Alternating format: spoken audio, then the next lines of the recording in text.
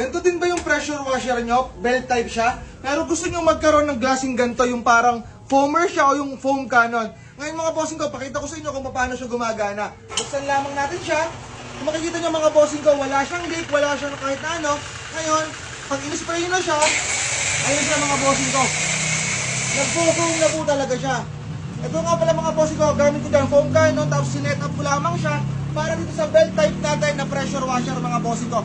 Patayin natin, once na pinatayin natin yan, pwede natin siyang paltan ng mga kasama niyang ganito na pandulo mga bossing ko. Meron siyang kasama na 1, 2, 3, 4, 5 na pandulo. So yung favorite natin dito, yung orange, at pakita ko nga pala sa inyo kung paano naman ang itsura nito. May mga iba't iba siyang tusok o yung parang buga. Buksan ngayon natin to mga boss, pakita ko sa inyo.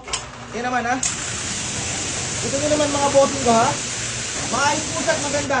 Ngayon mga bossing ko, kung gusto nyo magkaroon ng ganitong klaseng setup para sa mga belt type yung pressure washer, ilalagay ko na nga lang pala yung link dyan sa baba para magkaroon din kayo. Ano pang inaantay nyo?